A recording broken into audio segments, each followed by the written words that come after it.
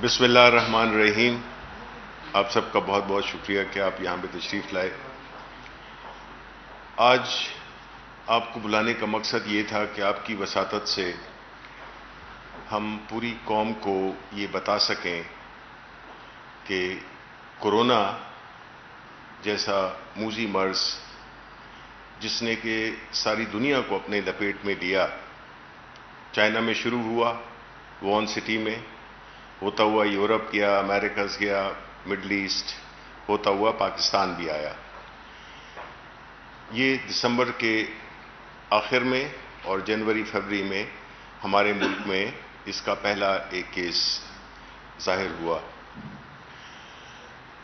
یہ ایک ایسی سچویشن تھی جس میں کہ ہمارے پاس نہ تو کوئی ماضی میں اس کی کوئی نظیر تھی، نہ کوئی ڈیٹا بیس تھا، نہ کوئی بیس لائن تھی، نہ ہمارے اسپتال، نہ ہمارے ڈاکٹرز، ہمارا ہیلتھ انفراسٹرکچر آپ کو پتہ ہے کہ کس طرح کا ہے، ہماری معاشی صورتحال کیا ہے، ہماری زمینی حقائق کیا ہیں. ان سب چیزوں کو سامنے رکھ کر پرائم منسٹر عمران خان نے ایک حکمت عملی بنائی، کیونکہ باقی ممالک میں یہ دیکھا گیا کہ انہوں نے ایک مکمل لاک ڈاؤن کیا جس طرح چائنا تھا، کچھ اور ممالک میں بھی. لیکن آپ کو معلوم ہے کہ ہمارا ملک اس کا متحمل نہیں ہو سکتا تھا. ہم نے کچھ عرصے کے لیے لاک ڈاؤن کیا، لیکن اس کے جو نتائج تھے، ہماری لیڈرشپ نے یہ فیصلہ کیا کہ یہ ایک ایسی چیز ہے جو کہ پائیدار نہیں ثابت ہو سکتی، سسٹینیبل نہیں ہے لاک ڈاؤن. اس کی وجہ آبویسلی کہ ایسے ممالک جن کی کہ معیشت ہم سے کئی گنا بہتر، ان کا ہیلتھ کیئر سسٹم ہم سے کئی گنا بہتر، باوجود اس کے کہ ہم نے بڑے دل ہلا دینے والے منظر دیکھے، جہاں پہ کہ لوگ سڑکوں پہ بھی تھے، بیڈز اسپتال فل ہو گئے تھے. تو ایسی صورتحال میں پاکستان جیسا غریب ملک کیا کر سکتا تھا؟ یہاں پہ آئی بات لیڈرشپ کی.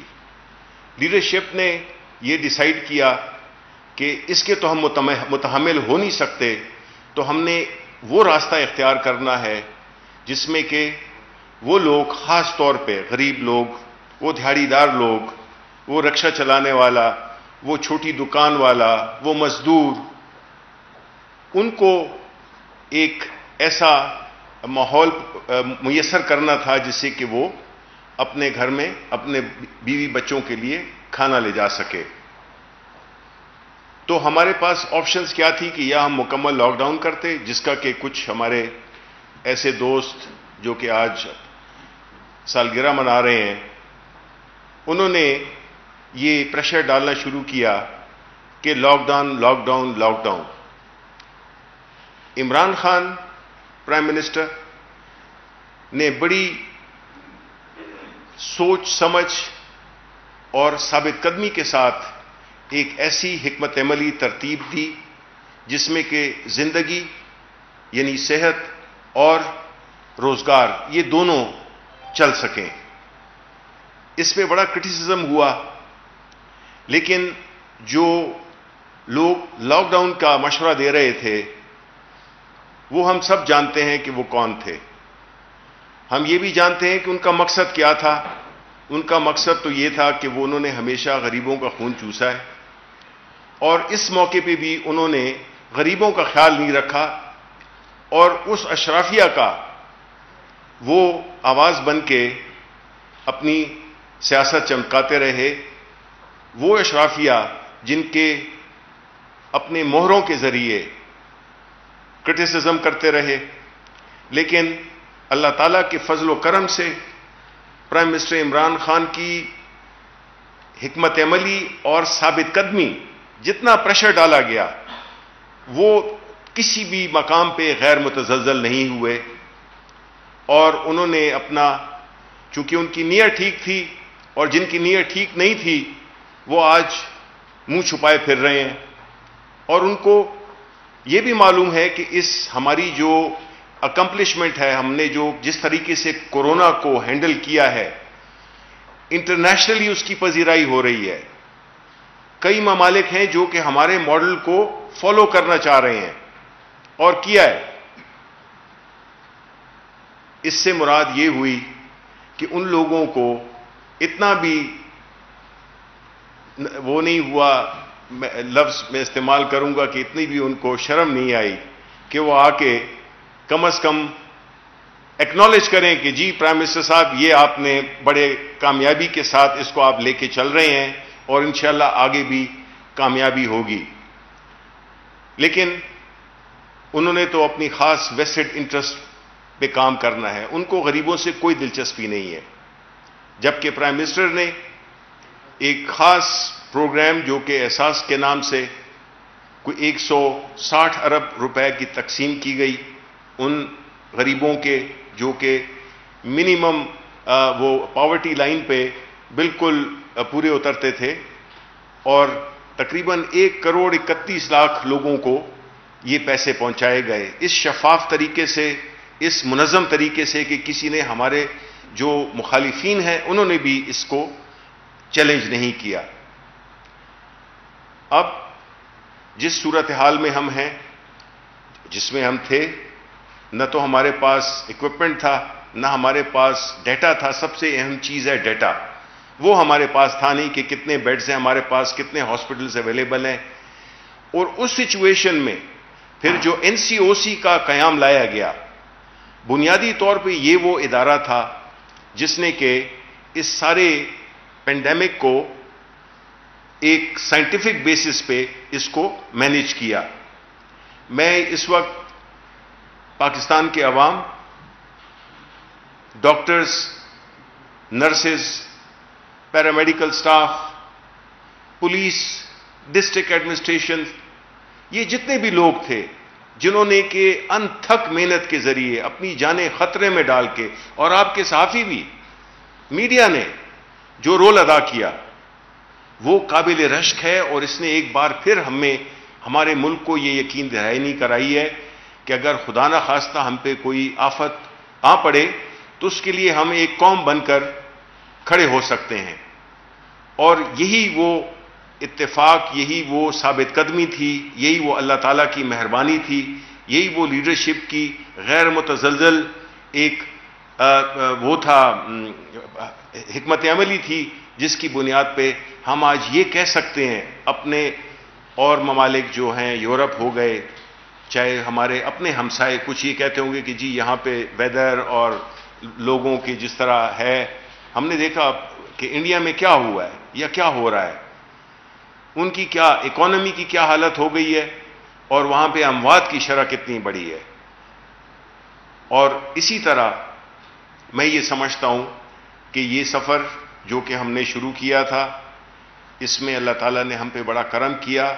اور میں یہ سمجھتا ہوں کہ اس کے علاوہ جو NCOC میں جو آرمڈ فورسز کے لوگ تھے، جو اور اسپیشلسٹ تھے، ڈاکٹرز تھے، جو کہ ہمارے پولیٹیکل وہ تھے، کلیگز تھے، جنہوں نے ایک روزانہ کی بنیاد پہ، اعداد و شمار کی بنیاد پہ اپنی حکمت عملی ترتیب دی اور ہمیں ایک ایسے مقام پہ لا کھڑا کیا جس میں کہ ہم یہ کہہ سکتے ہیں کہ ہمارا انشاءاللہ اگر ہم نے آگے بھی احتیاط کی، اگر ہم نے آنے والے یہ آپ کو پوری تفصیل بتا دیں گے. اور میں یہاں پہ گو کہ وہ نہیں ہے، میں یہاں پہ خاص طور پہ ایک اپنے ہیرو جو میرے بائیں طرف بیٹھے ہوئے ہیں، ڈاکٹر فیصل، جو کہ شوکت خانم ہاسپٹل کو رن کرتے ہیں، کراچی، اسلام آباد، وہاں پہ بھی بنا رہے ہیں.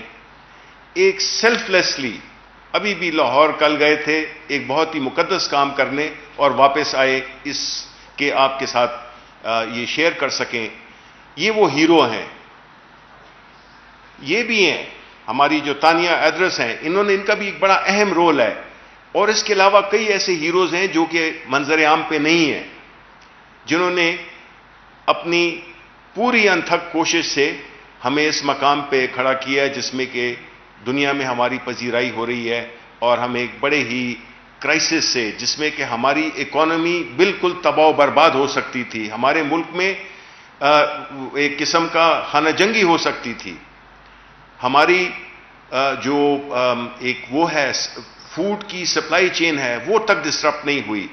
چیزیں مہنگی سستی ضرور ہوئیں, وہ تو ہوتا ہے, یہ حالات نارمل حالات نہیں ہیں, یہ جنگ سے بھی زیادہ خطرناک حالات ہیں. تو میں اس سے پہلے کہ ان کو ڈاکٹر اپنا تانیہ ایڈرس کو دعوت دوں کہ وہ بتا سکیں کہ کس طرح سے انہوں نے یہ ڈیٹا شیئر کیا اور کس طرح سے انہوں نے اس سے نبرد آزما ہوئے. ڈاکٹر جی تانیہ. شکریہ شبیر صاحب.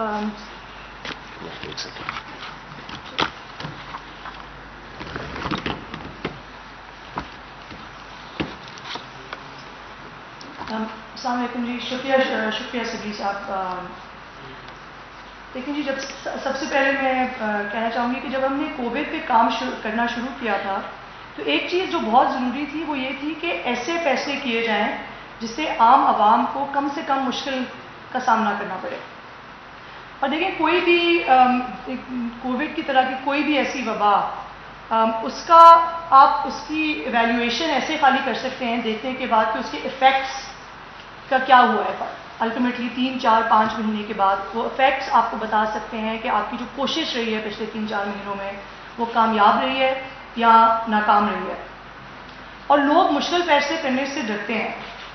ہماری حکومت نے فل ٹرانسپیرنسی, کمپلیٹ اکاؤنٹیبلٹی اور کمپلیٹ ڈیٹا ڈریون اپروچ کے ساتھ ہر وہ فیصلہ لیا اور ہر اس فیصلے کو آپ کے سامنے رکھا تاکہ عام عوام اور آپ سب ہمیں اس پرفارمنس کے اوپر جج کر سکیں اور ہمیں میجر کر سکیں. اور یہ تھرو آؤٹ سب کچھ ہماری ہیلتھ منسٹری کی ویب سائٹ سے لے کے ہمارے ریسورس مینجمنٹ سسٹم سے لے کے ہر ایک سسٹم جو ان پلیس ہوا ہے وہ اس لیے ہوا ہے تاکہ سب کچھ ٹرانسپیرنٹلی اور اکاؤنٹیبل طریقے سے ہو سکے. اور آج آپ یہ دیکھ رہے ہیں کہ کووڈ سے ہونے والی جو اموات ہیں, جو ڈیلی نئے کیسز ہیں وہ اب کم ہو رہے ہیں الحمدللہ. پازیٹیوٹی ریشو اب سنگل ڈیجٹس میں آ چکا ہے. R0 جو ایک ایسا میجر ہے جو پوری دنیا میں استعمال ہوتا ہے وبا کے پھیلاؤ کو سمجھنے کے لیے, وہ اب کافی حد تک گر رہا ہے پاکستان میں, اور اس میں اللہ کا بہت بہت شکر کرنے کی ضرورت ہے ہمیں. آج لیکن جو بات کرنی ضروری ہے وہ یہ ہے کہ ہم یہاں پہ پہنچے کیسے ہیں, ہم نے کیا کیا وہ اسٹیپس لیے ہیں اور کس آرڈر میں لیے ہیں جس کے ذریعے ہم آج یہ ریزلٹس دیکھ رہے ہیں. دیکھیے ہمارا الٹیمیٹ مقصد یہ تھا کہ کام ایسا کیا جائے جس کے لانگ ٹرم فوائد ہمارے سسٹمز کو ہوں. ہم ایسی چیزیں نہ کریں جو خالی کووڈ کے دوران ہمیں فائدہ پہنچائیں اور بعد میں ہمیں اس کا فائدہ نہ ہو, اور ہم فیوچر کے لیے کسی نئی وبا کے لیے زیادہ تیار ہو سکیں. اور وقتی آسان یا ان ریئلسٹک اقدامات پہ ڈپینڈ کرنے کے بجائے ہم نے لانگ ٹرم سسٹینیبل فیصلہ سازی کو پرائیورٹی دی. اور اس میں سب سے پہلے جو میں بات کرنا چاہوں گی وہ یہ تھی کہ دیکھیں ان سب تمام اسٹیک ہولڈرز کو ساتھ لانا بہت ضروری تھا تاکہ ایک سب مل کے ایک کامن مقاصد کے لیے ساتھ اکٹھی محنت کر سکیں. اور اس کے لیے NCOC کی اسٹیبلشمنٹ ایک گلوبل مثال ہے. آج پاکستان میں تو ایک ہے یہ مثال, لیکن گلوبلی اس سسٹم کی ایک تعریف کی جا رہی ہے جس میں فیڈرل حکومت, صوبائی حکومت اور فوج نے مل کر ہر فیصلہ ساتھ لیا ہے. پھر گلوبل رسپانسز کو دیکھ کے, بیسٹ پریکٹسز کو دیکھ کے, اور لیکن ہماری جو آن دا گراؤنڈ ریالٹیز ہیں ان کو سمجھ کے یہ بہت ضروری تھا کہ ہم فیصلوں کو ایک بڑے ایکوریٹ اور ریئل ٹائم ڈیٹا کے ذریعے سے ہر فیصلہ لے سکیں. اور اس کو کرنے کے لیے ہمارا سب سے جو پہلا اور سب سے شاید ضروری اسٹیپ یہ تھا کہ ہم ایسے سسٹمز پیدا کریں جس سے پورے ملک کا سب سے جو کرٹیکل انفارمیشن ہے, کہاں پہ ٹیسٹ ہو رہے ہیں, کتنے ٹیسٹ ہو رہے ہیں, کہاں پہ پیشنٹس پازیٹیو نکل رہے ہیں, ہسپتالوں میں کیا سینیریو ہے, بیڈز کتنے ہیں, وینٹیلیٹرز کتنے ہیں, کتنے خالی ہیں, کتنے استعمال میں ہیں, اس سب کی ایک سچویشن ہمیں ریئل ٹائم بیسس پہ سینٹر میں نظر آ رہی ہو تاکہ ہم اس کے بیسس پہ فیصلے کر سکیں. فروری میں جب اس وبا کا پہلا کیس پاکستان میں آیا تھا ہمارے پاس ایسا کوئی سسٹم موجود نہیں تھا, اور مجھے بہت فخر ہے کہ ہم سب نے مل کے NCOC کے اندر فیڈرل لیول پہ, پروونشل لیول پہ ملٹیپل اداروں نے مل کے ان سب سسٹمز کو آج بنایا ہے جس کے تحت آپ آج سب یہ رپورٹنگ دیکھ رہے ہیں. اور شروع میں ہمارے پاس ڈیٹا کیونکہ کافی کم تھا، ہم نے شروع میں پروجیکشنز کرنی شروع کر دی تھیں تاکہ ہمیں اندازہ ہو سکے کہ ہم نے کن کن چیزوں کے لیے اپنے آپ کو تیار کرنا ضروری ہے. اور پروجیکشن بھی کرنے کے لیے ہم نے 3 فرق قسم کے ماڈلز استعمال کیے: ایپیڈیمیولوجیکل ماڈلز، اسٹیٹسٹیکل ماڈلز، اور ہم نے آرٹیفیشل انٹیلیجنس تک کا استعمال کیا تاکہ ہم اپنی تیاری کو پوری طریقے سے کمپلیٹ کر سکیں. پروکیورمنٹ کتنی ضروری ہے، اور ہمارے ہیلتھ سسٹم پہ ہمیں سمجھ آ سکے کہ کب جا کے بوجھ پڑنا شروع ہوگا. لاک ڈاؤن جب کرنے کا فیصلہ ہوا، آپ کو پتہ ہی ہوگا کہ ہم نے لاک ڈاؤن دوسرے ممالک کے کمپیریزن میں کافی جلدی کر لیا تھا. لیکن لاک ڈاؤن کے دوران ایک چیز جو بہت واضح تھی وہ یہ تھی کہ بلینکٹ پالیسیز پاکستان جیسے ملک میں افیکٹو نہیں ہو سکتی، کیونکہ اس کا جو پریشر آپ کی معیشت اور آپ کے عوام پہ پڑنا تھا وہ لانگ ٹرم کافی ڈیٹریمنٹل ہو سکتا تھا، اس کے نقصان بہت ثابت ہو سکتے تھے. اور ہمارے پرائم منسٹر نے بھی بار بار اس پوائنٹ کو ایمفسائز کیا شروع سے، جب لاک ڈاؤن شروع بھی ہوا تھا. سب سے بڑا چیلنج اس دوران یہ تھا کہ ہم کو ایک ایسی اسٹریٹجی کی تجویز کریں جس کے ذریعے معیشت کے بھی پہیہ چلتا رہے، لیکن کرونا کے پھیلاؤ کے اوپر آپ کا کنٹرول ہو سکے، اور فرنٹ لائن ہیلتھ ورکرز اور آپ کی جو صوبائی حکومت ہے، اس کی جو ایڈمنسٹریشن ہے، اس کو پوری طرح سینٹر سے سپورٹ مل سکے. اور کیونکہ ہمارے پاس امیر ممالک جیسے وسائل نہیں تھے، ہم لاکھوں ٹیسٹ روز کے نہیں کر سکتے تھے، تو ہمیں ایک بڑی ٹارگیٹڈ ٹیسٹنگ اسٹریٹجی تجویز کرنے کی ضرورت تھی. اور سمجھیں کہ لاک ڈاؤن نے جو ایک تالا لگا دیا تھا ہمارے ملک پہ، اس تالے کو کھولنے کے لیے ہمیں چابی کی ضرورت تھی، اور وہ چابی بنی ہماری ایک TTQ اسٹریٹجی: ٹریس، ٹیسٹ اور کوارنٹین. اس اسٹریٹجی کا مین مقصد یہ تھا کہ آپ بڑے افیکٹو طریقے سے ان لوگوں کو ٹیسٹ کریں جن کا سب سے زیادہ رسک ہائی ہے کورونا کو آگے پھیلانے کا. اور اس کو ٹارگیٹڈ طریقے میں کرنے کے لیے ہم نے انفیکٹڈ پیشنٹس کی کانٹیکٹ ٹریسنگ کو بہت ایکسٹینسولی کرنا شروع کیا.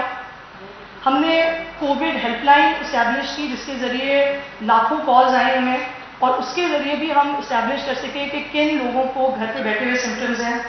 ٹیلی ہیلتھ کے ذریعے ہم نے اسٹیبلش کیا کہ کن لوگوں کو سمٹمز ہیں اور کن لوگوں کو ہمیں جا کے ٹیسٹ کرنے کی ضرورت ہے، اسپیشلی جو لوگ ہائی رسک ہیں اور جن کو ایکسپوجر زیادہ ہوا ہے.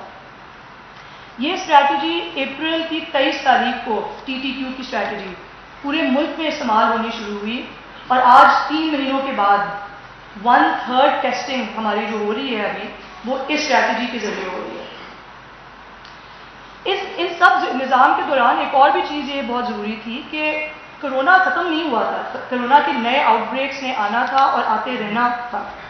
ہمارا کام یہ تھا کہ ہم ان آؤٹ بریکس کو جتنی جلدی آئیڈینٹیفائی کر سکیں اور اتنی جلدی ان کو کنٹرول کر سکیں. وہ ہمارا کام تھا کہ ہم اس کو اس طرح کریں تاکہ ہمیں دوبارہ پوری طرح لاک ڈاؤن کی طرف نہ جانے کی ضرورت پڑے. اور کیونکہ ہم نے اس ڈیٹا کی بنیاد کے اوپر کام کر لیا ہوا تھا، ہمارے پاس انفارمیشن آ رہی تھی ریئل ٹائم کہ پیشنٹس کدھر سے آ رہے ہیں، کتنے آ رہے ہیں، کس جگہ پہ کتنی تیزی سے پیشنٹس پازیٹیو ہو رہے ہیں، اس جگہ کی آبادی کتنی ہے. ان سب انپٹس کو ساتھ رکھتے ہوئے ہم نے ایک اسمارٹ لاک ڈاؤن کا ایک سسٹم تجویز کیا، جو مجھے بہت فخر ہے، میں فخر سے کہہ سکتی ہوں کہ پاکستان پہلے کچھ ان ممالک میں تھا جس نے اس اسٹریٹجی کو اور اس طرح کے سسٹم کو رول آؤٹ کرنا شروع کیا. اور آج آپ اس سسٹم کی وجہ سے دیکھ رہے ہیں کہ نہ ہمیں کمپلیٹ لاک ڈاؤن کی طرف جانے کی ضرورت پڑ رہی ہے، اور اب ہم آہستہ آہستہ اپنی معیشت، اپنے کاروباروں کو، اپنی انڈسٹریز کو کھول سکتے ہیں. ان سب چیزوں میں ایک اسٹیپ جس کی میں نے ابھی بات کی ہے، ان سب چیزوں میں ڈیٹا کا رول کرٹیکل تھا. ہم سب NCOC میں بیٹھ کے روز ڈیٹا کو دیکھ کے روز ڈیٹا کے ذریعے ہم نے ڈیسیجن میکنگ کی، اور سب صوبوں نے پوری مل کے پوری حد تک ہمیں اس کے اندر سپورٹ کیا تاکہ یہ فیڈ بیک لوپ کمپلیٹ ہو سکے. اس وجہ سے آج ہمیں سب کو بڑا فخر ہے اور اللہ کا شکر ہے کہ ان لمیٹڈ وسائل کے باوجود ہم نے اس وبا کو کنٹرول کرنے کی پوزیشن میں ہم ہیں. اس کے ساتھ میں ڈاکٹر فیصل کو پاس اوور کرنا چاہوں گی. شکریہ جی. سب سے پہلے تو یہ کہ ان ساری اسٹریٹجیز، ان تمام طریقہ کار کو ڈسکرائب کیا تانیہ نے، شبلی صاحب نے، لیکن ہم آج کہاں کھڑے ہیں؟ سب سے پہلی بات تو یہ ہے کہ ہماری صورتحال جس طرح سے بھی میجر کی جائے، جس انداز سے بھی دیکھی جائے، جس نمبر کو بھی دیکھا جائے، وہ شکر الحمدللہ آج سے مہینہ پہلے کی سچویشن سے، 1.5 مہینے پہلے کی سچویشن سے بہت بہتر ہے۔ آپ کسی بھی اعداد و شمار کو کسی سائٹ سے بھی دیکھیں، نئے کیسز، وہ تمام کیسز جو ہسپتالوں میں ہیں، جن کو علاج کی ضرورت پڑ رہی ہے، شرح اموات، یہ وہ تمام چیزیں، ٹیسٹ کی پازیٹیوٹی کا پرسنٹیج، یہ وہ تمام چیزیں ہیں جو تمام تر جو اسٹیٹسٹکس ہیں وہ ایک ہی ڈائریکشن میں موو کر رہے ہیں۔ سب سے پہلے تو میں سمجھتا ہوں کہ خدا کا شکر ادا کرنے کی ضرورت ہے کہ ہم یہاں اس بہتر صورتحال میں موجود ہیں۔ انسان کوشش کرتا ہے، نتیجہ اللہ تعالیٰ دیتا ہے۔ تو وہ تمام کیا کوششیں تھیں یا وہ کیا چیزیں تھیں، ان کا جو جن معاملات کا تعلق ڈیٹا سے اور سسٹمز کو بلڈ کرنے سے تھا، وہ تو آپ کو تھوڑا بتایا، لیکن میں ایک چیز پہ بڑی دوبارہ سے شاید اس کو سٹریس کرنے کی ضرورت سمجھتا ہوں، وہ یہ ایک یکجہتی ہے، ایک کامن پرپز کے تحت موو کرنا ہے۔ وزیر اعظم کا ویژن یہ تھا کہ ہم نے ایک درمیانہ راستہ اختیار کرنا ہے جس میں بیماری سے بچاؤ بھی رکھا جائے اور ہم اپنی کاروبار زندگی، اپنی زندگی، ہمارے لوگوں کی ویل بینگ جو ہے وہ بھی جاری رکھی ہے۔ اس راستے کو تلاش کرنے کے لیے وہ تمام اسٹریٹجیز استعمال کی گئیں جن کا ذکر ہے، جس میں ڈیٹا تھا، انالیسس تھا، غور و غوص تھا، کنسلٹیشن تھی، لیکن سب سے بڑھ کر ٹیم ورک تھا۔ میں سمجھتا ہوں یہ ٹیم ورک ہمارے NCOC کے ذریعے، ہمارا NCOC اس ٹیم ورک کی عکاسی کرتا ہے، لیکن مجھے کئی دفعہ یہ لگتا ہے کہ اس کی جو پوری گہرائی ہے یا جو اس کی پوری باریکی ہے وہ شاید ہم کبھی کبھار آپ تک نہیں پہنچا سکتے۔ اس میں تمام فیڈرل ادارے،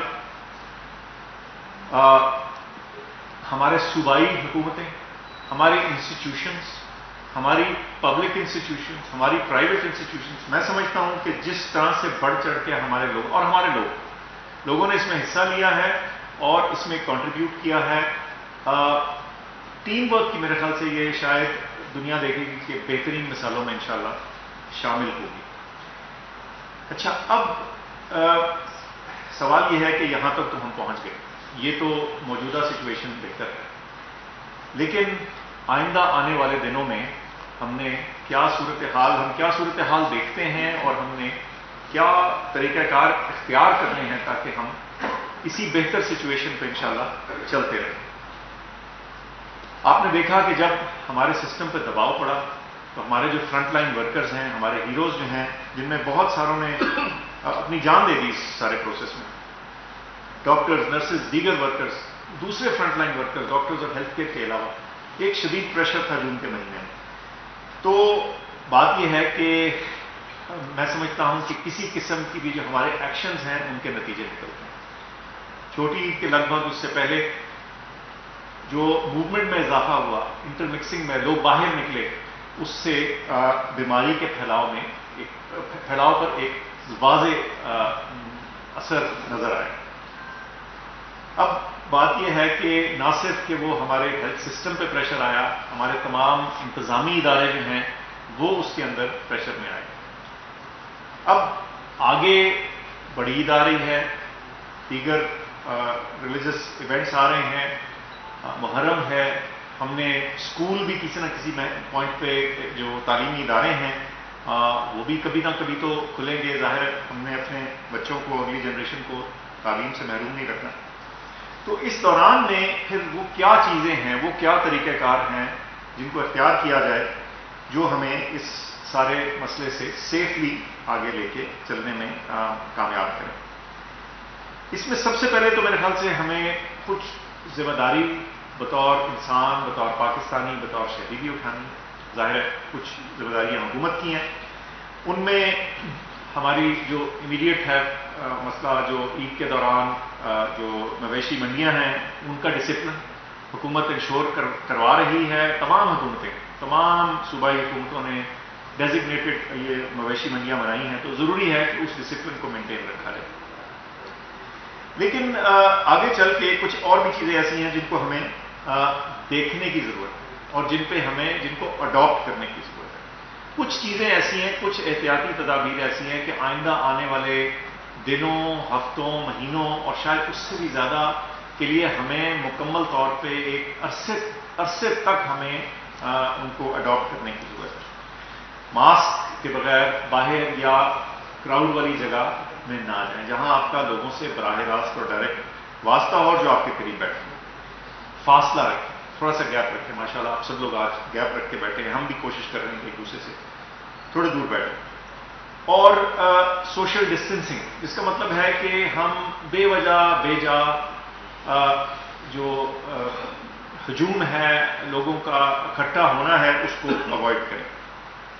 مجمع کی صورت اگر آئی جائے، مجبوری ہے، تو کم از کم وہ تمام احتیاطی تدابیر کا پھر بھی استعمال کیا جائے. فاصلہ، ماسک کا استعمال، ہاتھوں کو صاف کرنا، کیونکہ آپ سب کو اب معلوم ہے کہ بسا اوقات ہاتھ لگنے سے بھی یہ بیماری، ٹچ کرنے سے یہ وائرس کسی سرفیس پہ اگر پڑا ہو تو آپ کا ہاتھ لگے تو وہاں سے آپ کے ناک اور منہ میں جا سکتا ہے. تو ان تمام چیزوں کو اڈاپٹ کرنا بڑا ضروری ہے. میں سمجھتا ہوں کہ جس بہتر مقام پہ ہم کھڑے ہیں اس کو اللہ کرے ہم فردر بہتر کر سکیں اور اس بیماری سے مکمل اور فائنل چھٹکارا حاصل کر سکیں. لیکن اگر ہم نے بد احتیاطی کی، میں پھر یہ دہراتا ہوں، اگر ہم نے بد احتیاطی کی اور ہم نے ان تمام چیزوں کا مظاہرہ کیا جو ایسے ملکوں میں دیکھنے میں آئی جہاں ہجوم بڑھ گئے، لوگ اکٹھے ہو گئے، لوگوں نے سوچا اب یہ ختم ہو گیا، اگر ہم نے وہ چیز اڈاپٹ کی تو ہم پھر اس مشکل اور نازک صورتحال میں آ جائیں گے جس میں ہم چند ہفتے پہلے جس کے قریب آ رہے ہیں. میں آپ کی توجہ، آپ کی موجودگی اور آپ کی کوآپریشن کا انتہائی شکر گزار ہوں. ایک سیکنڈ جی، میں جی جس طرح آپ نے سنا کہ کس منظم اور کس سائنسی بنیادوں پر اور اللہ کا کرم کو ملا کر ہم اس مرض سے، اس وبا سے ہم جس طرح سے ہم نے اس کو ٹیکل کیا ہے، یہ جو اگر گراف ہے آپ وہ دوبارہ اگر عید والا دکھا دیں تو میرا خیال ہے کہ اس سے ذرا ہمیں پتہ چل جائے گا کہ ہماری جو بد احتیاطی تھی، یہ جو آپ کو سب سے اوپر والا جو سپائک نظر آ رہا ہے، یہ عید الفطر سے شروع ہوا ہے اس ڈسپلن کے نہ ہونے کی وجہ سے، اور پھر یہ نیچے آیا ہے. تو ہماری آپ سب سے، آپ کی وساطت سے، عوام سے ریکویسٹ ہے کہ اس کو بڑا سیریسلی لیں. ہم یہ کہہ سکتے ہیں کہ اللہ تعالیٰ کے فضل سے یہ ہمارے کنٹرول میں ہے اس وقت، لیکن اس کا مطلب یہ نہیں کہ یہ چیز ختم ہو گئی ہے. ہمیں بہت احتیاط کرنی ہوگی، اور جتنا ہم احتیاط کریں گے کچھ دنوں کے لیے، خاص طور پہ یہ عید میں، تو میرا خیال ہے کہ ہمارے لیے مزید آسانیاں پیدا ہوتی جائیں گی. تو یہ بہت ہی ضروری ہے کہ ہم احتیاط کا دامن، یہ چلی نہیں گئی ہے، میں پھر سے کہوں کہ یہ وبا گئی نہیں ہے، یہ بھی موجود ہے. صرف یہ ہے کہ اس وقت اس کو ہم نے ہینڈل کرنا اس طریقے سے کہ یہ خود بخود کم سے کم ہوتی جائے. بہت بہت شکریہ جی. ڈاکٹر فیصل، میں آپ سے پوچھنا چاہوں گا کہ مئی، جون اور جولائی، اس میں آپ کی ٹیسٹنگ جو کیپیسٹی تھی وہ کیا تھی اور کتنے ٹیسٹ آپ نے کیے، اور اس وقت ٹیسٹنگ کیپیسٹی کتنی ہے، اس کا کمپیریزن کہیں گے؟ جی، ٹیسٹنگ کیپیسٹی لگاتار بڑھی ہے جی. ایک تو اچھی بات یہ رہی ہے، چند سو ٹیسٹ سے 200-400 ٹیسٹ سے معاملہ شروع ہوا تھا، اور یہ ٹیسٹنگ کیپیسٹی 50,000 سے اوپر اس وقت موجود ہے، اور اس سے بھی زیادہ فوراً ڈپلوائے کی جا سکتی ہے. 70-75,000 تو کسی ایٹ اینی گیون ٹائم اس کو لے جایا جا سکتا ہے. تو اس کی جو اس میں لگاتار اضافہ جو تھا اس کے 2-4 طریقہ کار تھے. ایک تو یہ کہ نئی لیبس ایڈ کی گئیں، دوسرا یہ کہ تھوڑی سی ایفیشنسیز ان لیبس کے اندر تھوڑی بہتر کی گئیں، ان کو سپلائی کیا گیا. تو اس وقت کیپیسٹی کا ہمارے پاس کسی قسم کا کوئی کمی نہیں. کوشچن جو میرا یہ تھا کہ آپ کی ابھی ٹیسٹنگ کیپیسٹی ہے کیا؟ کیونکہ انڈیا کی اگر آپ بات کرتے ہیں تو انڈیا میں آپ سے 15% زیادہ ٹیسٹنگ اس وقت کی جا رہی ہے، اور اس لیے وہاں ریشو زیادہ ہے. آپ لوگوں نے جون میں ڈکلائن کیا ٹیسٹنگ ہے، جس کا رزلٹ یہ آپ دے رہے ہیں. ابھی مجھے بتائیں کہ مئی، جون اور جولائی میں آپ کی ٹیسٹنگ کیا رہی، اور اس وقت آپ تقریباً آج کی ڈیٹ میں جو ہے 22,000 ٹیسٹ کیے. اگر 50,000 کی فیسلٹی ہے تو پھر کچھ سال کیوں نہیں کیے؟ اچھا، میں آپ کے سوال کا جواب دے دیتا ہوں. آپ نے دو چیزیں اکٹھی پوچھی، 10 کنفیوژن. اب کلیئر سن لیجیے. ایک سوال ہے ٹیسٹنگ کیپیسٹی، وہ کیپیسٹی ہے جتنے آپ ٹیسٹ کر سکتے ہیں. دوسرا ہے جو نمبر آف ٹیسٹ کیے گئے، دی ایکچوئل ٹیسٹ ڈن. دو فرق چیزیں ہو گئی. اچھا جو میکسیمم ٹیسٹ جو ہیں جو کیے گئے ہیں وہ مڈل آف جون میں 3rd ویک آف جون میں کیے گئے. 32,000 میرے خیال سے میکسیمم تھے جس دن ٹیسٹ ہوئے. آج فار ایگزامپل جو گزشتہ 24 گھنٹے میں تھا وہ 23,000 ٹیسٹ تھے, 23,000. اب سوال یہ ہے, سمجھنے کی ضرورت یہ ہے کہ یہ ٹیسٹ کیسے ہوتے ہیں. یہ کوئی ایک لیب یا کوئی ایک شخص یا کوئی ایک اینٹی یا ایک کوئی گرینڈ ماسٹر ان ٹیسٹوں کو اوپر یا نیچے نہیں کر سکتے. اس وقت 100 سے زیادہ لیب ہیں, میرے 102 لیبس ہیں اس وقت جو کرنٹلی ڈپلائڈ ہیں جو یہ ٹیسٹ کر رہے ہیں. کہاں کہاں ہیں؟ سارے صوبوں میں, سارے فیڈریٹنگ یونٹس کے اندر موجود ہیں. پبلک سیکٹر میں ہیں, پرائیویٹ سیکٹر میں ہیں, نان پروفٹ ہیں, چھوٹی ہیں, بڑی ہیں. ان لیبس کے باہر نہ کوئی سنتری کھڑا ہے کہ آپ کو روکے کہ آپ ٹیسٹ کروائیں یا نہ کروائیں. سو جو ٹیسٹوں کی آٹومیٹک ڈیمانڈ اڈاپشن ہے وہ بیسڈ ہے لوگوں کے سمٹمز یا پرسیوڈ نیڈ. چنانچہ جب زیادہ بیماری کا پھیلاؤ موجود تھا تو یہ ٹیسٹ زیادہ ہو رہے تھے. اب جب پھیلاؤ کم ہوا ہے تو کچھ کم ہو گئے. ایک بات. دوسری چیز جو آپ کو رانیہ نے مینشن کی کہ تقریباً 1/3 30 to 35% کے ٹیسٹ جو ہیں وہ کانٹیکٹ ٹریسنگ کے حوالے سے ہو رہے ہیں. ٹھیک ہے, جو پہلا ہے عمل جو جیسے میں نے ایکسپلین کیا وہ تو وہ لوگ ہیں جو کہ اپنے سمٹمز لے کے آ رہے ہیں. جب سمٹمز والے لوگ موجود ہیں ٹیسٹ زیادہ تھے, جب سمٹمز کم ہوئے ٹیسٹ کم ہو گئے. آپ کے سامنے ہے لیبس کے بعد لائنیں لگی تھیں, لائنیں کم ہو گئی. تو یہ تو ہے ڈیمانڈ سائڈ. اب میں آپ کو دوسری سائڈ بتا دیتا ہوں. وہ یہ ہے کہ گراؤنڈ کی سچویشن یہ ہے کہ لوگوں کے اندر یہ بات پھیلائی جا رہی ہے کہ آپ ٹیسٹ مت کروائیں, ہاسپٹل مت جائیں. اگر جو ہاسپٹل کو جاتا ہے پیشنٹ وہاں پہ میڈیسن اتنی زیادہ مہنگی ہیں کہ پیشنٹ کو افورڈ نہیں کر سکتا, وہ گھر پہ کوارنٹائن کرنا پسند کرتا ہے. میں اگر بات مکمل کروں تو آپ کا آنسر آ جائے گا. دوسری بات ہے کانٹیکٹ ٹریسنگ. ٹھیک ہے, جس کو TTQ بولا گیا. کانٹیکٹ ٹریسنگ میں ایک شخص پازیٹو آ گیا. اب جو انتظامی سسٹم ہے اس کے ذریعے ان کے جو کانٹیکٹس ہیں ان کو جا کے ٹیسٹ کیا جاتا ہے. یہ وہ چیز ہے جس میں کہ تھوڑی بہتری لازمن لائی جا سکتی. اور آپ کو بتاؤں اس میں بہتری آئی ہے.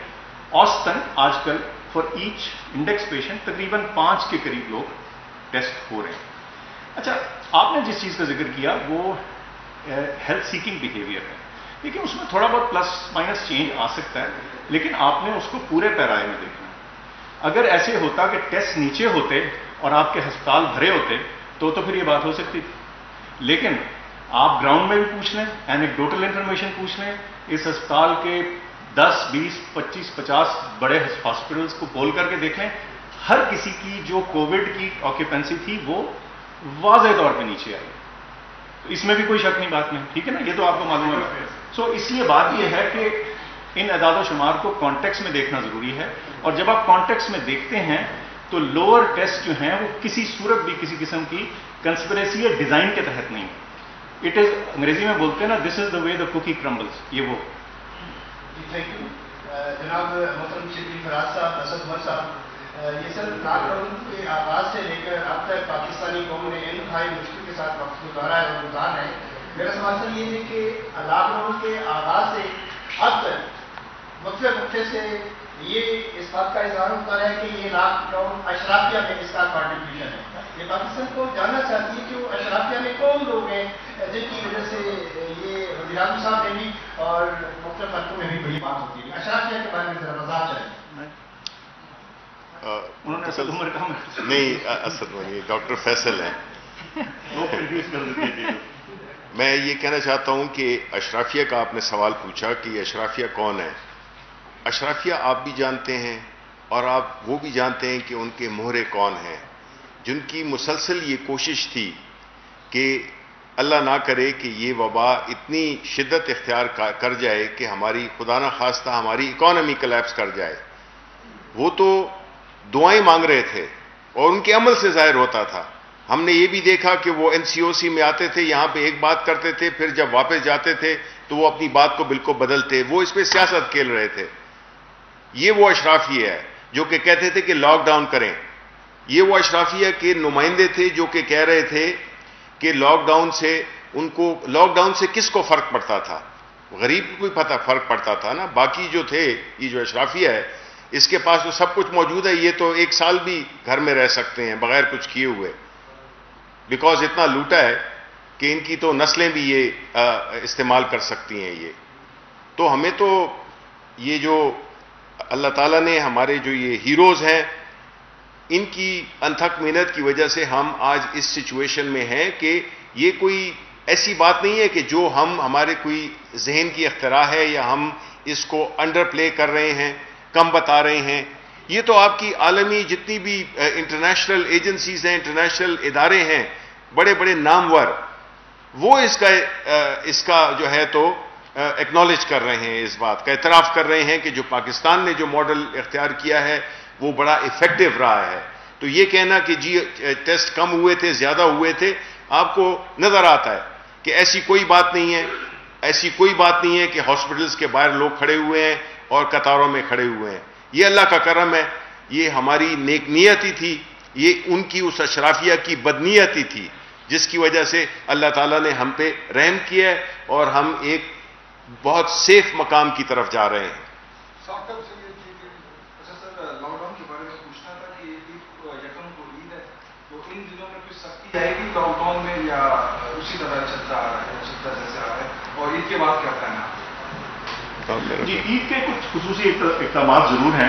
سب سے پہلے تو یہ کہ اس ساری چیز کو اینالائز کیا گیا, سوچ وچار کی گئی, کنسلٹیشنز کی گئیں, پروونشل جو ریپرزینٹیوز ہیں ان سے گفتگو ہوئی, تو کچھ اسپیسیفک جسے کہتے ہیں رسک والی سچویشنز کو آئیڈینٹیفائی کیا گیا.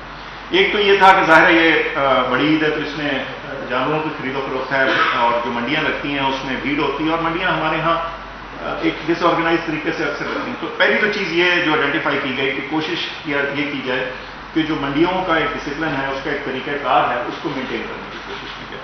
وہاں آنے والوں کو ماسک یا پرووائڈ کیے جائیں یا انشور کیا جائے کہ وہ اس کا استعمال کریں.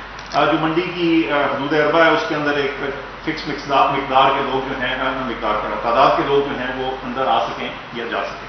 تو یہ تو وہ ایک ایڈمنسٹریٹو سے کچھ ایکشنز ہیں جو اس حوالے سے منڈیوں کی پلیسمنٹ جو ہے وہ قدرے دور کی جائے اور ایسی جگہ کی جائے جہاں پہ کھلا میدان ہو. دوسرا جو معاملہ ہے وہ عید کا دن خصوصی طور پہ یا اس سے جو اس کو لیڈ اپ ٹو جو عید ہے اس میں میرے خیال سے جو میسج ہم نے دینے کی کوشش کی ہے, اور میرے خیال سے حکومت نے بھی اس پہ کافی کیا, تمام صوبائی حکومتوں نے, وہ یہ کہ اس کو سادگی سے منایا جائے. اور سادگی کا مطلب یہ ہے کہ کوشش حد الوسع کی جائے کہ گھر میں رہا جائے, بہت زیادہ ملنا, پارٹیاں, آنا جانا, اس سے اجتناب کیا جائے, اور جو خرید و فروخت کا معاملہ ہے اس میں بھی تھوڑا ڈسپلن اور احتیاط کا کمنٹ رکھا ہے. تو اس نہ صرف کہ یہ چیزیں کی جائیں بلکہ ان کی انفورسمنٹ بہتر کی جائے. اس کوآرڈینیشن کے لیے ہماری NCOC کی ٹیم مختلف جو ہیں پروونشل دارالحکومت, ان کے وہاں بھی ہم لوگ گئے ہیں, ان کے ساتھ بھی بیٹھ کے بات کی تاکہ اس چیز کو ہائی لائٹ کیا جا سکے, ان کے ساتھ گفتگو کی جا سکے اور ان کے مسائل بھی سنے جا سکے. تو کوشش تو یہی ہے کہ اس عید کو فرق طریقے سے منایا جائے اور اس میں آنے والے رسکس کو ریڈیوس کیا جائے. لیکن اس میں کامیابی انشاءاللہ تبھی آئے گی جب ہم سب اس میں شامل ہو جائیں, ہمارے لوگ, ہم تب. اب یہ ابھی تو آپ کے سامنے ہے, جہاں ہم نے کچھ بہتری کی ہے تو جیسے میرے خیال سے اللہ نے ہمارے ایکشن کو ریوارڈ کے طور پہ بھی سامنے. میرا نام ہے سمر ٹی وی سے. میرا میڈم آپ سے 3 سوال ہیں, چھوٹے چھوٹے سوال. NCOC نے جو کام کیا اور ڈیٹا کلیکشن کے لیے وہ کام پوری قوم کے سامنے بہترین کام ہوا ہے, لیکن ڈسٹینس لرننگ کا پوری دنیا میں اس وقت ایک چل رہا ہے, پوری دنیا کر رہی ہے, بچے گھر پر رہتے ہیں. جہاں پہ انٹرنیٹ بچوں کو فراہم نہیں کیا گیا اور ڈسٹینس لرننگ کی نہ ہونے کی وجہ سے بچوں کا کیریئر تباہ ہو رہا ہے. اب ڈیجیٹل پاکستان کو بھی دیکھ لیجیے, یہ تجویز آپ نے دی تھی نہ بنانا. دوسرا میرا سوال یہ ہے کہ ایک سنگاپور سے ایپ لانچ کرنی تھی, بلکہ اس کا کوڈ لینا تھا, جس کو کہتے ہیں ٹریس ٹوگیدر. موبائل فون پہ شہری خود اس کو ڈاؤن لوڈ کر لیں, اور اگر گیدرنگ میں جاتے ہیں تو ان کو الرٹ آ جائے گا کہ آپ کے ارد گرد جو ہے کورونا پازیٹیو پیشنٹ ہے, وہ خود ہی احتیاط کر لیں. وہ کام بھی نہیں ہوا. تیسرا چھوٹا سا سوال یہ ہے کہ ٹچ انڈسٹریز کو بہت پریشر میں ہے. ٹک ٹاک کو کلاس وارننگ دے دی گئی ہے, ویگو بند کر دیا گیا ہے, اور اب یوٹیوب بھی انڈر پریشر ہے. تو آپ نے سجیشن کیا دی ہے پوائنٹ اس حوالے سے؟ شبلی فرانس صاحب لاسٹ سوال یہ جو اکانومی ہے وہ -4 سے نیچے ہوگی, اس سے نیچے کہاں جائے گی؟ جی جو کورونا کے حد تک سوال ہے میں ان کو آنسر کروں گی. سب سے پہلا آپ نے سوال پوچھا تھا ڈسٹینس لرننگ کا آن لائن. ایسے دیکھیں جی بات یہ ہے کہ اگر آپ دیکھیں ایجوکیشن منسٹری نے پچھلے 3 یا 4 مہینے میں کیا کیا کام کیا ہے فیڈرل لیول پہ بھی اور صوبائی حکومت میں بھی, تو آپ یہ دیکھیں گے کہ جب کرونا پھیلنا شروع ہوا اور اسکولس کو بند کرنے کی ڈیسیجن ہوئی تو فوراً طور پہ جو آپ کی فیڈرل گورنمنٹ تھی اس نے ایک ٹیلی اسکول کے نام سے ایک چینل PTV پہ شروع کیا جس سے کلاس 1 سے لے کے کلاس 10 کے بچوں کی اس کا کانٹینٹ پورے دن اب چلتا ہے. اس کے ساتھ ساتھ انہوں نے ایک SMS پروگرام اس کے ساتھ لانچ کیا تاکہ جو ماں باپ گھر پہ بیٹھے ہوئے ہیں اور اپنے بچوں کو پڑھائی ان کو گھر سے کرنی پڑ رہی ہے وہ اب SMS کے تھرو اس کو آپٹ ان کر کے اس کے اسکیڈولز اور اس کی ساری انفارمیشن لے سکیں. اب فیڈرل ایجوکیشن منسٹری اب وہ سارا کانٹینٹ جو اس وقت ٹیلی ویژن پہ آ رہا ہے اس کو انٹرنیٹ پہ بھی لے کے آ رہا ہے, کیونکہ یہ تو بات بہت کلیئر ہے کہ کرونا نے جو ایجوکیشن سسٹم کے اوپر پریشر ڈالا ہے, جو ہمارے آلریڈی ایجوکیشن سسٹم پہ پریشر تھا, یہ اب ہمارا on line learning distance learning ایک ہمارا آگے جب ہم دیکھتے ہیں تو یہ ایک کانسٹنٹ رہے گا. تو ہم نے اس کو ایبسلیوٹلی آگے دیکھ کے چلنا ہے کہ کس طریقے سے ہم فزیکل لرننگ جو اسکولوں میں ہوتی ہے اور آن لائن لرننگ جو انٹرنیٹ کے ذریعے ہوتی ہے اس کو ساتھ لے کے چل سکیں. اس کے اوپر بہت کام ہو رہا ہے اور انشاءاللہ آپ دیکھیں گے کہ اگلے کچھ دنوں میں کچھ ہفتوں میں اس کے اوپر لانچ بھی ایک ہونے والی ہے فیڈرل ایجوکیشن منسٹری کی تعلیم پورٹل کی, تو آپ اس کے اوپر کافی کام ہوتے ہوئے دیکھیں گے. دوسرا آپ نے کوشچن پوچھا تھا ٹریس ٹوگیدر ایک بلوٹوتھ کی ایپ ہے جو سنگاپور میں اور اس طرح کی ایپس بہت سارے اور ممالک میں بھی لانچ ہوئی ہیں. دیکھیے پاکستان ایک ایسا ملک ہے جس میں آپ کو ڈیموگرافکس کو سمجھنے کی بہت ضرورت ہے. ہمارے یہاں جو ایک تو فرسٹ آف آل آپ کے اسمارٹ فون یوزرز, کیونکہ یہ ایپس خالی اسمارٹ فون یوزرز کے لیے کام کرتی ہیں اور ان اسمارٹ فون یوزرز کے لیے کام کرتی ہیں جن کے فون بلوٹوتھ انیبلڈ ہوں. ہمارے نمبرز اگر آپ دیکھیں ہماری 220 ملین کی پاپولیشن ہے, اس میں سے آپ کی 30 یا 35% آبادی جو ہے وہ اسمارٹ فون انیبلڈ ہے. ان میں سے بھی آدھے سے کم کے پاس ایسے فونز ہیں جو بلوٹوتھ انیبلڈ ہیں. یہ ایپس ان ملکوں میں کامیاب ہوئی ہیں جس پہ زیادہ تر آپ کی پاپولیشن اور آبادی اسمارٹ فون انیبلڈ تھی اور ان میں زیادہ تر ان کے پاس ہائی اینڈ اسمارٹ فونز تھے جو بلوٹوتھ انیبلڈ ہوں. تو اس وجہ سے ہم نے اس چیز کو زیادہ اٹینشن دینے کے بجائے اور بہت ساری سولوشنز کو ان پلیس کرنے کی کوشش کی. تیسرا سوال جو کرونا سے نہیں ہے, جس کا تعلق نہیں ہے, لیکن شبیر صاحب اگر آپ اجازت دیں گے تو میں اس کو ایڈریس کر لوں, جو ٹک ٹاک اور یوٹیوب کے حوالے سے بات کر رہے ہیں. دیکھیں میں نے اس کے اوپر اپنے ٹویٹر کے اندر کچھ دن پہلے بھی اسٹیٹمنٹ دی تھی کہ جب ہم پلیٹ فارمس کی بات کرتے ہیں ہمیں اپنے کلچر کو سمجھنے کی بہت ضرورت ہے اور کانٹینٹ کو دیکھتے ہوئے, کلچر کو دیکھتے ہوئے کانٹینٹ کو ماڈریٹ کرنا ضروری ہے. لیکن بیننگ, کسی بھی پلیٹ فارم کی بیننگ کبھی بھی کوئی سولوشن نہیں ہوتی. یہ پرابلمز جب تک آپ پالیسی میکنگ, لیجسلیٹو چینج اور ڈائلاگ کے ذریعے سے سالو نہیں کریں گے ان کمپنیز کے ساتھ اور اپنے کلچر کو سمجھنے کے ساتھ, تب تک آپ اتنی چیز کو آگے لے کے نہیں بڑھ سکتے. ہم یہ نہیں کہہ سکتے کہ جو کلچرل چیز ایکسیپٹ ہوتی ہے امریکہ میں یا یورپ میں وہ پاکستان میں بھی ایکسیپٹ ہوگی.